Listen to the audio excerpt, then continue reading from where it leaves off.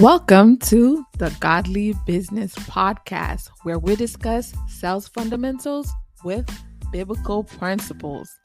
I am your host, Anne Jean Pierre.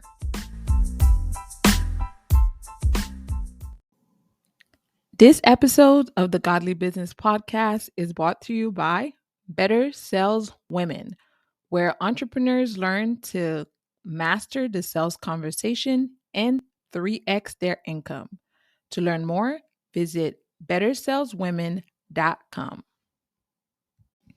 Welcome back to another episode of the Godly Business Podcast. In today's episode, I wanted to talk to you guys about your emotions. So, today we're going to discuss 3 roles emotions play in sales. So, I read an article a few months back that discussed how certain people who have certain forms of autism, they don't have emotions. I don't understand how, but that's what the article was saying. And the point that they were bringing up was that because of the lack of emotion, those people um could not make decisions. And what the science says is that without emotions, you cannot come to make a decision. And I thought that was really important because this is something I already harp on a lot. And I was reminded of that article that I read a while back. And so I wanted to discuss this subject today, how emotions play a major role in sales. And the thing is, if we think about it, this is so true, right? We make decisions with our emotions and then we justify our decisions objectively, or not objectively, but rationally rather. So we make the decision we make the decision based on our emotions, and then we justify it uh with what sounds rational, right? So we try to back it up with facts or numbers or quote unquote common sense when the decision was already made in our hearts emotionally. So this is something I think is really important for any person in sales to understand. When you understand that the decision maker, in order for you to address them and get them to move in the way that you want them to move, you will have to address their emotions. You will have to speak to their emotions. Now, I want to say, I didn't say to manipulate their emotions. Hear me well. We're not trying to manipulate people, but we are speaking to their emotions. So there is this guy that I follow, and he always says that in sales, it's a transfer of energy, right? It's a transfer of energy from one person to the next. And I would say I do agree with that saying. It is a transfer of energy, of confidence, right? So we are not trying to manipulate someone into making a decision by playing on their emotions. However, you also do need to understand that you need to speak to that person in a way that their emotions can react, right? So remember last week, I believe it was last week, we discussed how when you are researching, right? Because when we are in sales, we don't just go into a sales conversation without a plan.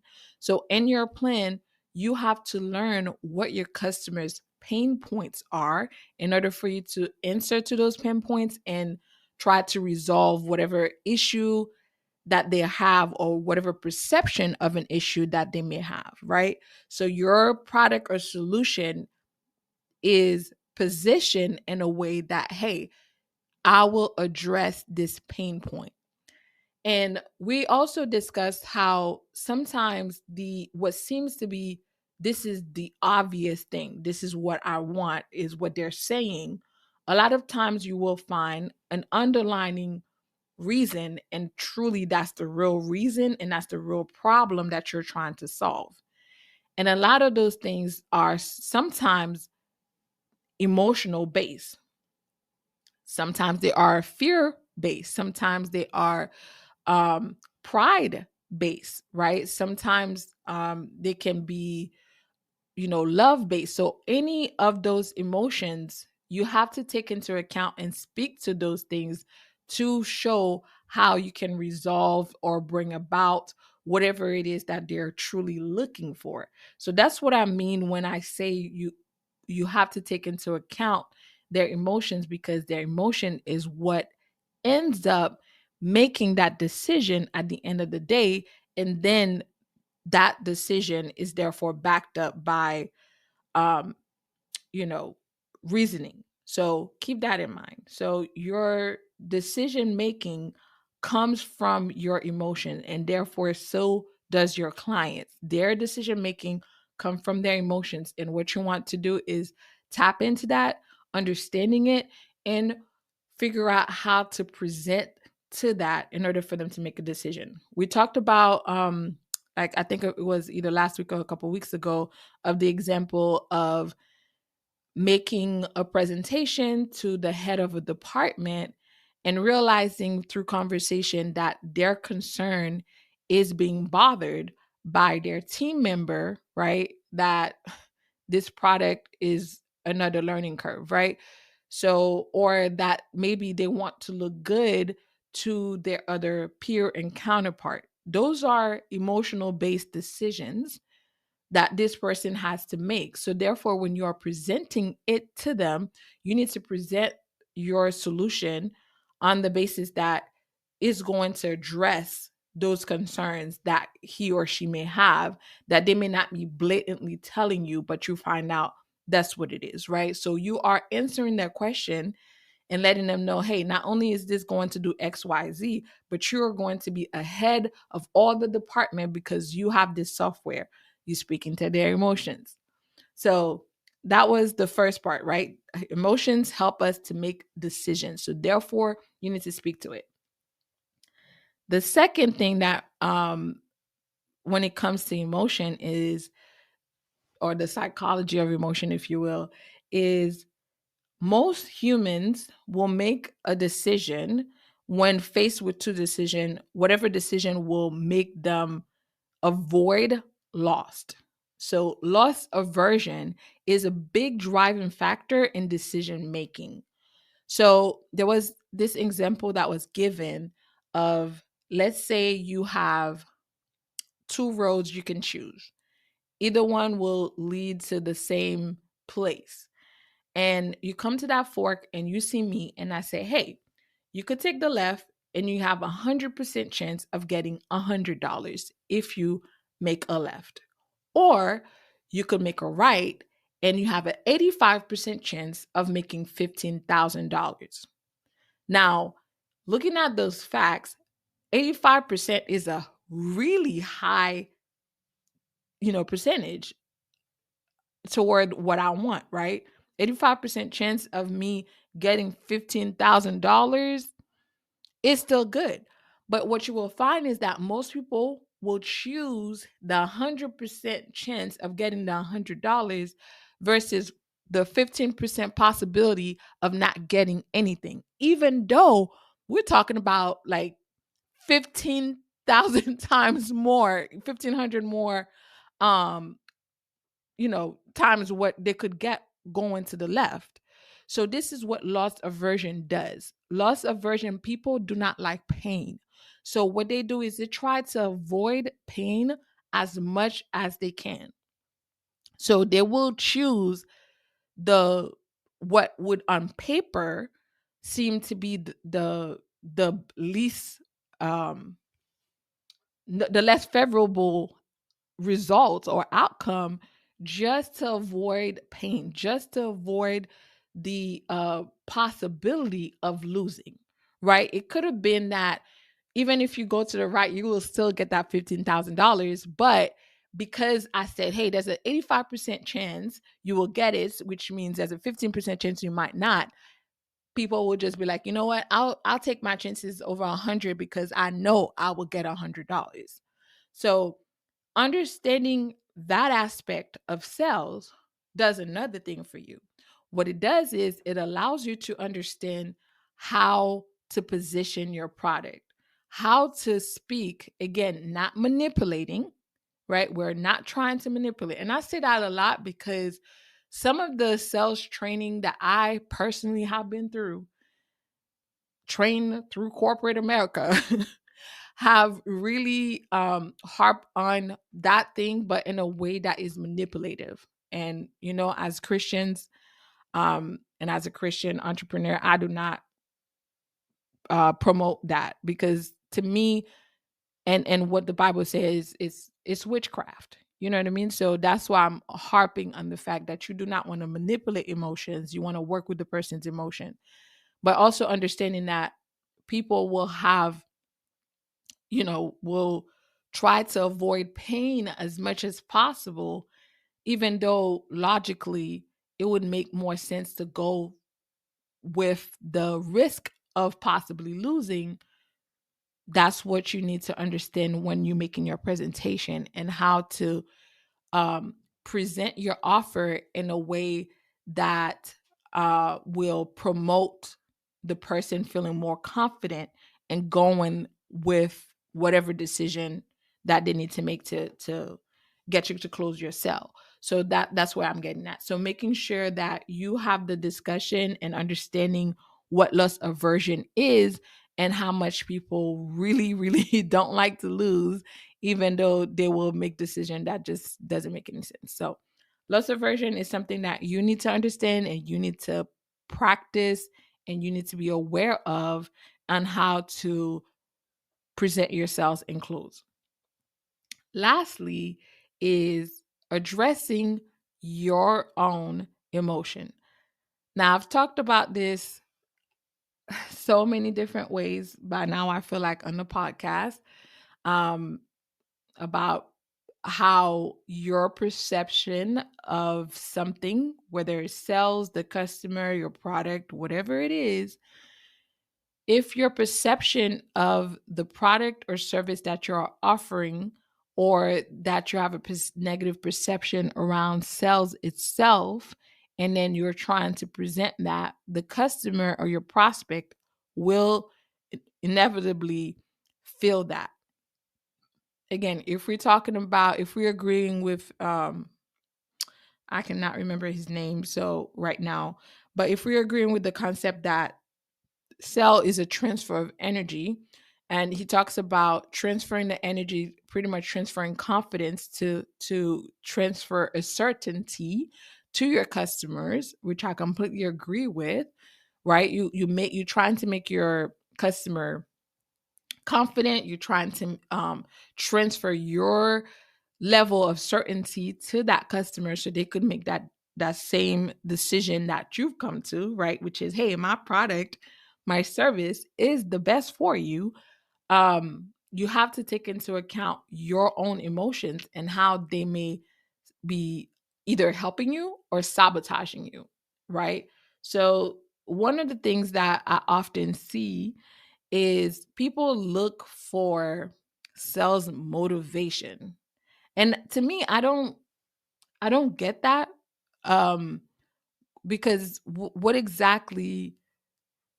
it what exactly is motivation going to do for you?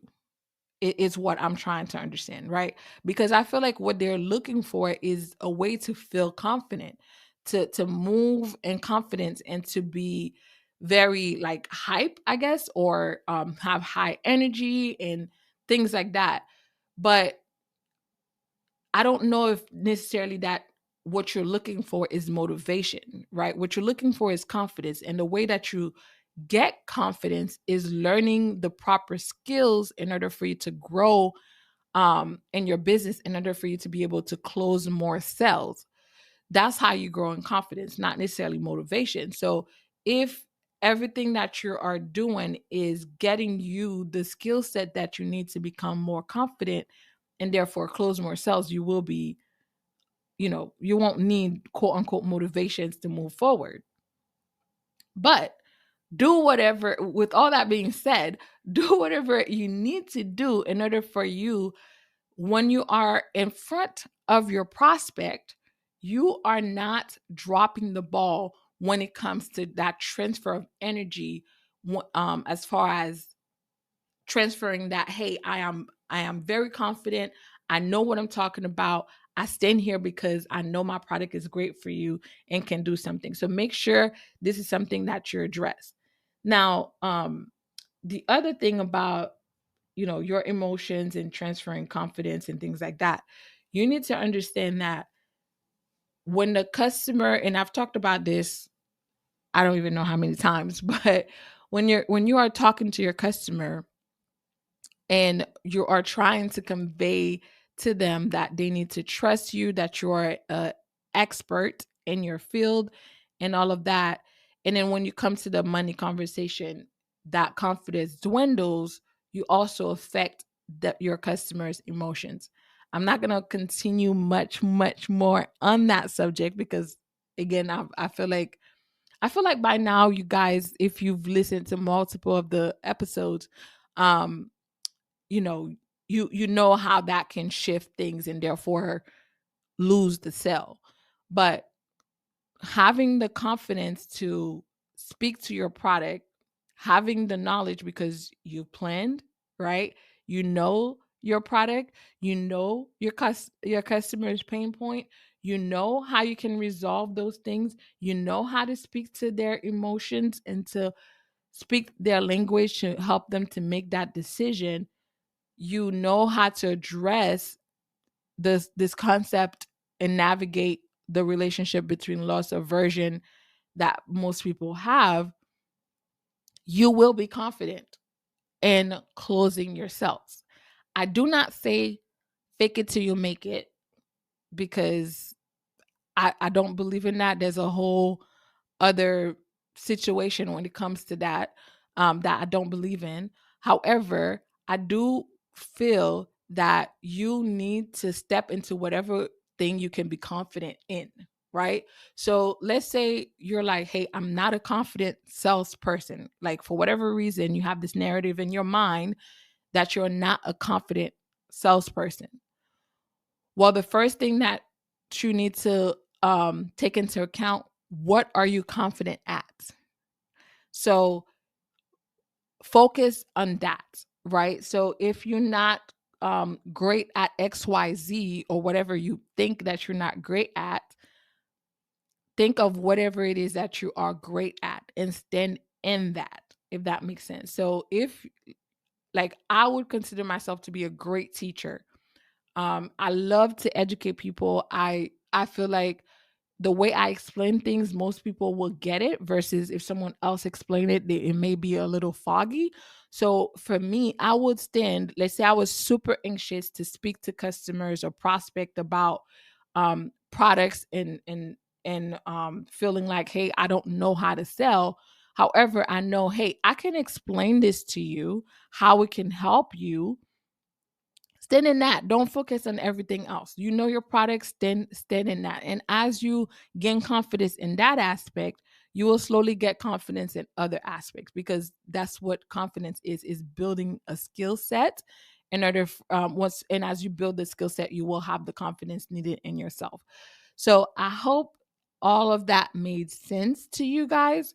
So how the role of emotions plays in sales, making decision, loss aversion, and realizing your own set of emotions and how to address them directly. So I hope this helped. If you have any questions, concerns, please feel free to leave a comment. Let me know what you think. I know this is, again, a short one, but I feel like we've covered a lot, in this time that we had, about all the subject that we just talked about, your emotions and how they play in sales. Of course, if you would like me to expand more on those, I would love to. Just send me a voice note, send me a message. I am whatever it is that you would like to talk about. But just want to say thank you for taking the time to listen to me. I hope that God will bless you, keep you, answer your prayers and your instructions. Just ask Him and He will guide you. All right. I will talk to you guys next week. You guys have a blessed day.